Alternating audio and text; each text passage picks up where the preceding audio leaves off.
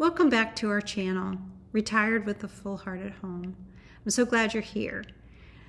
My husband and I retired at age 56, and we found ourselves as empty nesters in our family home that just didn't feel the same as it did when our kids were growing up and our parents were with us.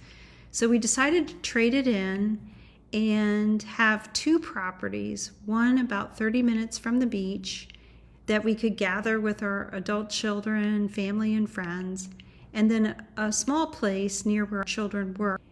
And the idea was to pay for these two properties so that we would be mortgage-free and have a new lifestyle. I did a series of videos about selling our family home. And in this one, I'm actually going to show you the 7 offers we received and how we read them and how we picked just one.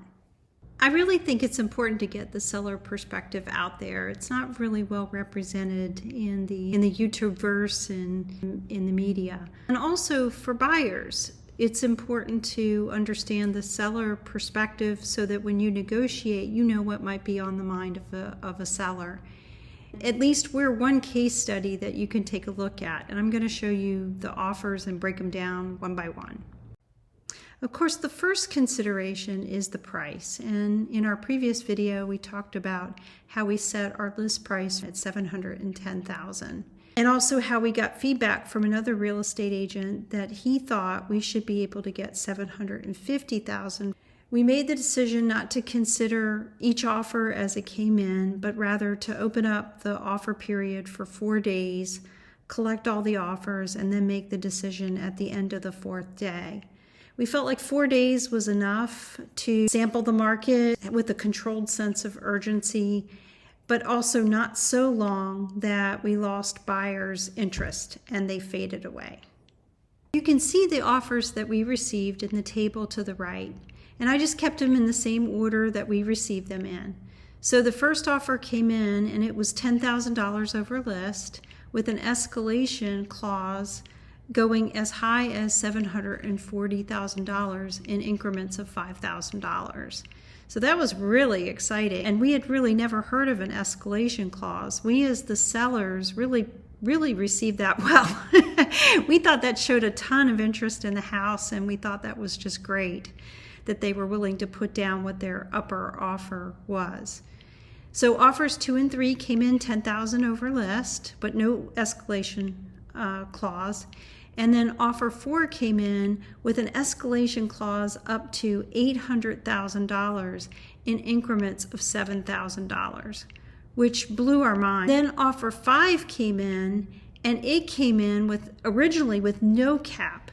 So when offer 5 first came in, that meant we had offers of $800,000 and $805,000 on the table for our house. I think that actually made me nervous because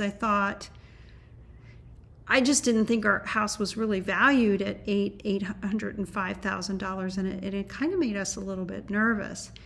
Then I would say a day later, the offer 5 was modified to have a cap of $750,000. It made the top 2 offers $757,000 from offer 4 and $750,000 for offer 5. And then we also got an offer 6 and 7 that were escalated but not as high as offers 4 and 5. Before we got all excited about just the magnitude of the offer, we wanted to really look at the financial worthiness. Offer 4 had a 25% down payment, which was about $200,000. And offer 5 had a $300,000 payment, which was about 40% of the total price. And even offer 1 had a huge down payment. It was even higher than offers 4 and 5. This kind of blew our minds. These down payments were a huge surprise to us. I mean, I remember when we bought our house, we scraped together and struggled to get 3% to put down on our house, no joke. We never imagined that buyers for our house would have that much of a down payment, and that was just awesome. Really, offers 4 and 5 looked good financially, and we thought that from an appraisal perspective, they should be good, and we should not have an issue with our house appraising for the loan with that much of a down payment.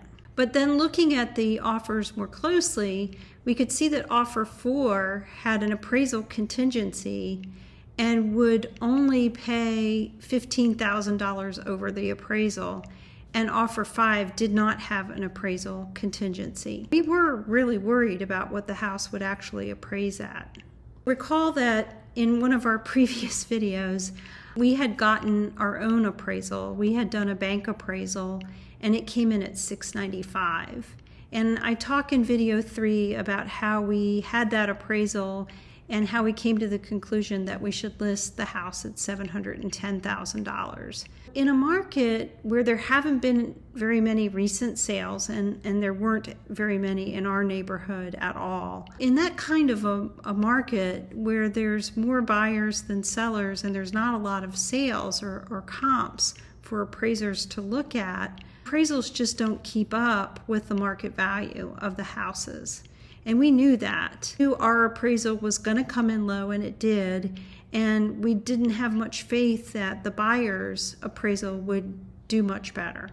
Lenders are not incentivized to appraise high.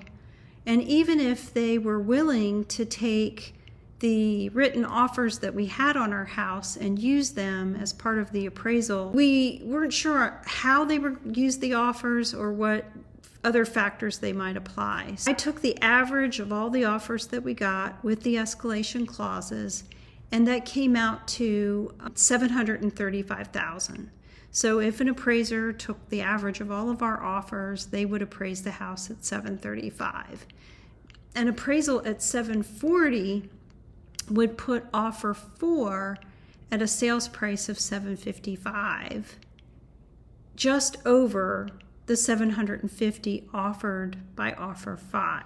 We knew that if it appraised for lower than $735,000, then offer 4 would actually be less attractive than offer 5, which didn't have the appraisal contingency on it.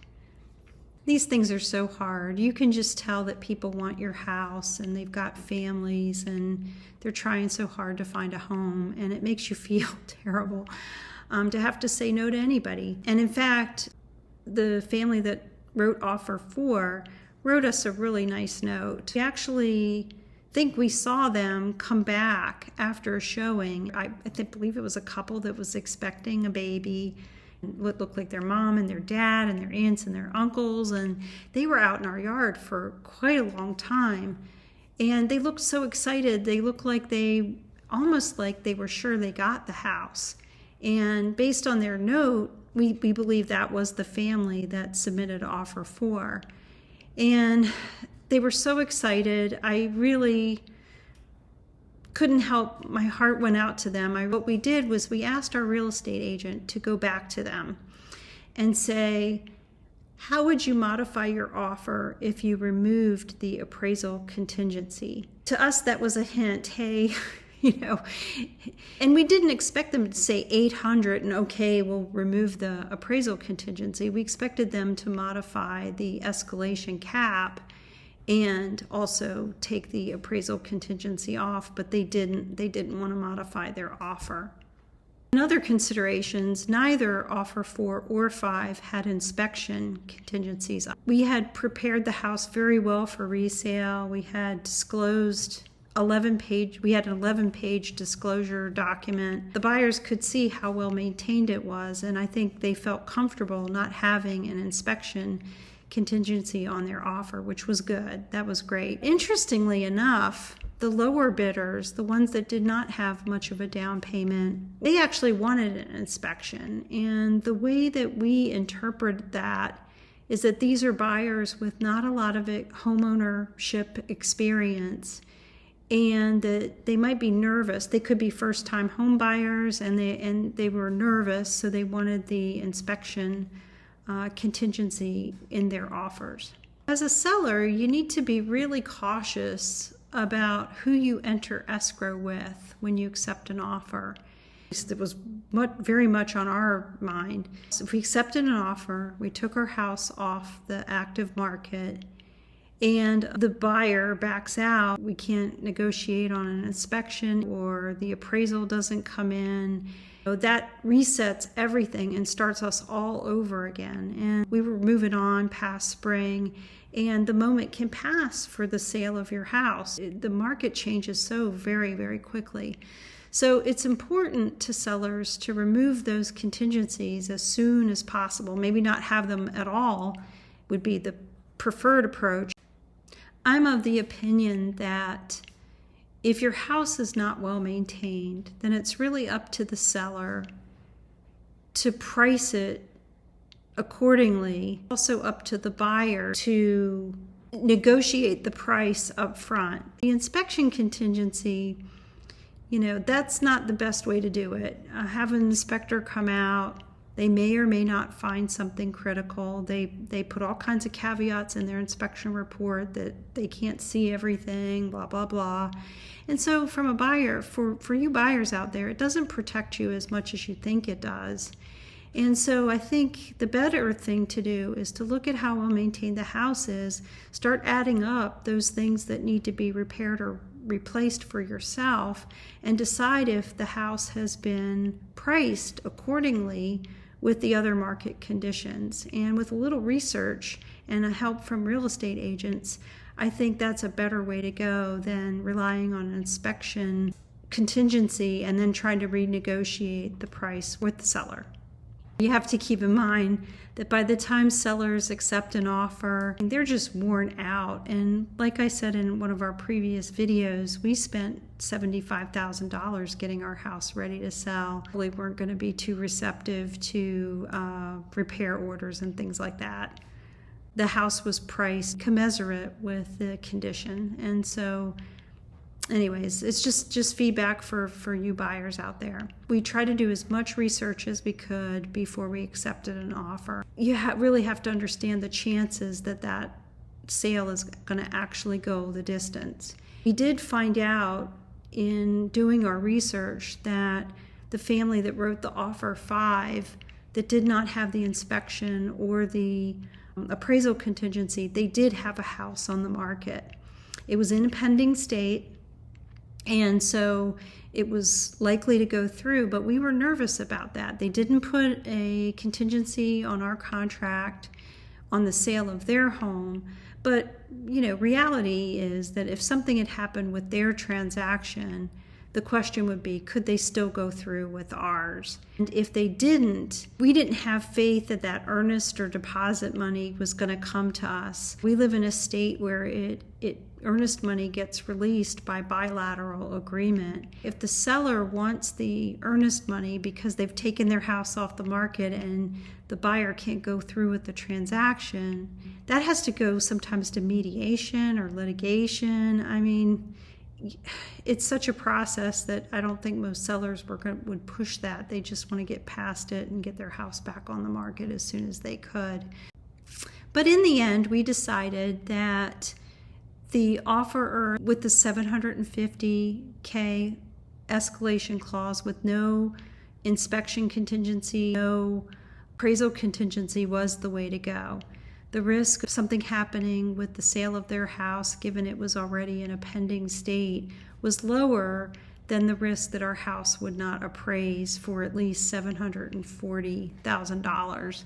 And in the next video, I'll talk about what happened next, how the escrow and settlement process went. Also talk about how we came out financially at the end and it was all said and done, whether we have any regrets emotionally or financially. Love to hear back from you on your thoughts about the decisions that we made, or if you have any other experiences you'd like to share.